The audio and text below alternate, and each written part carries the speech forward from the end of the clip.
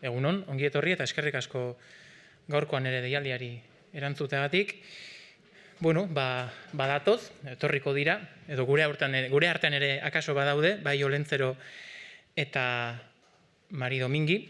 Esan bezala gure artean egoten dira, beti kuskusiatzenea txintxo eta ondo portatzen garen, geure ingurukoekin, baita ere lanean, baina beti izaten da Olentzero eta Mari Domingiren asmoa zirrara eta sorpresa sortzea, eta aurten ere alaxe egingo dute.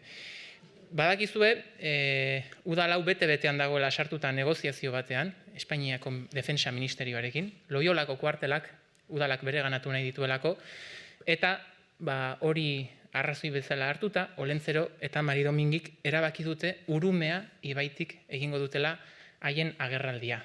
Urumea ibaia izango da, aukeratutako bidea, aurretik pasa egingo direlako Loiolako kuarteletatik eta erraztu egingo dutelako udal honek daukan erronka nagusiena, eta da eremu hori udaletxeak edo hiriak propio eta bere egitera. Beraz, esan bezala, eguerdiko 12etan, Olentzero eta Mari Domingi negoziazio gogorren ostean, barkua hartu eta Urumeatik barrena etorriko zaizkigu Frantzia pasalekura bitartean, bertan daukagun Gabonetako merkatura arte.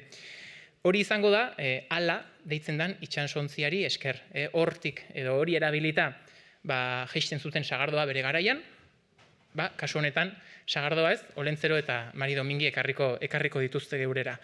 Jakina hau guztia eguraldiona baldin badago, eta alaxe espero, abenduaren 24ean, eta eguraldi petrala eukiko bagenu, Olentzero eta Mari Domingik bai egingo luketela partetxo bat itxasontzian, baino pixka lehenago jaitsiko dira, eta aukerarik ez balego, kasu honetan itxasontziz etortzeko, Urumeatik, erabaki dute hiri honek baduela beste erronka potolo bat, eta hori da topoaren, pasantearen obrak amaitzea, eta erabaki dute itxasontzia, edo kasu honetan Urumea ez baldin badute erabiltzen, topoa erabiliko dutela, eta EASO plazan azalduko zaizkigu. Justo tren geltokiaren pare-parean, hau ere badelako hiriak daukan erronka.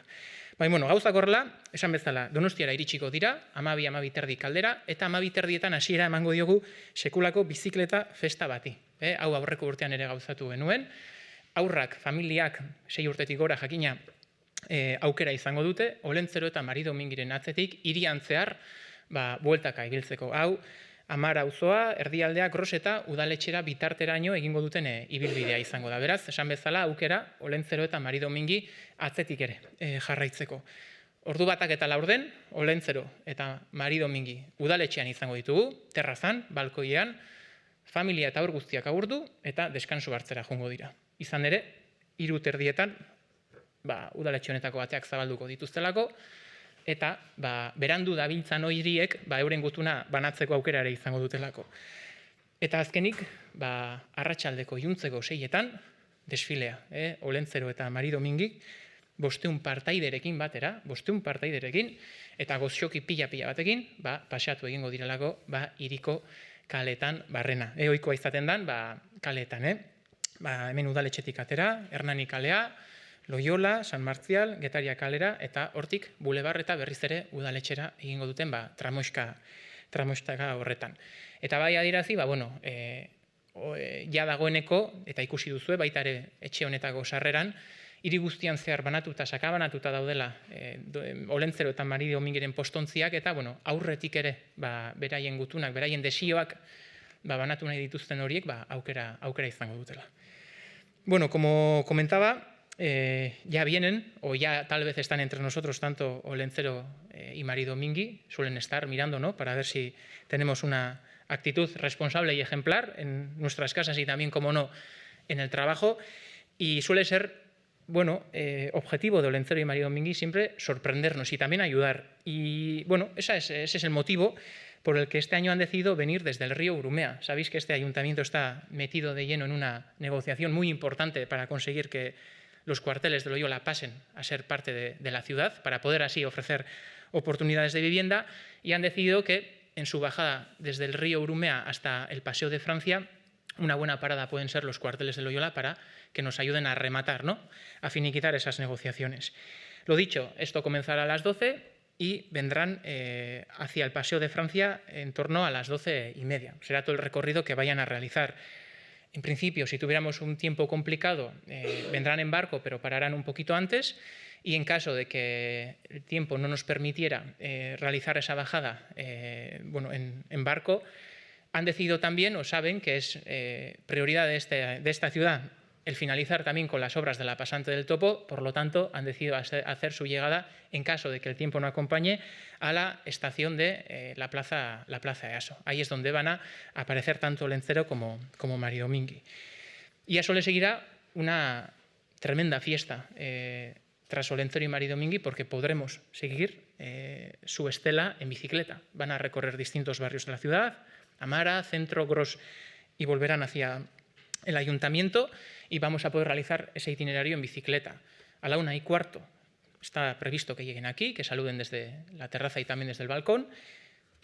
Después se irán a descansar y a las 3:30 abriremos la puerta para que todos aquellos que no hayan introducido, no hayan entregado su carta de deseos a Olencero y Maridomingui lo puedan realizar. Y, como no, la gran fiesta, el gran punto de encuentro será ese entrañable desfile que realizamos a las 6 de la tarde, tanto por el centro de la ciudad, respetando, o al menos cumpliendo con el tradicional recorrido que solemos realizar. Y serán acompañados, como no, por más de 500 participantes, y si hubiera alguna duda, también por miles de kilos de goxokis, de caramelos.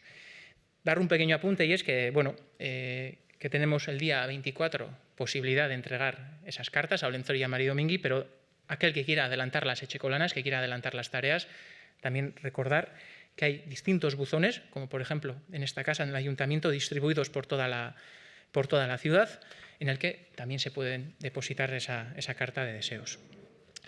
Eta, hauxe da, oraingoz eta momentuz, Olentzerok eta Maridomingik adierazi digutena, eta hauxe da, espero, abenduaren 24ean, lagunduko digun magia eta misterio guztia. Eta, hemendik aurrera, zalantzari gehatu baldin bazaizue, si tenéis alguna cuestión o duda, pues, si puedo responder, pues, encantado.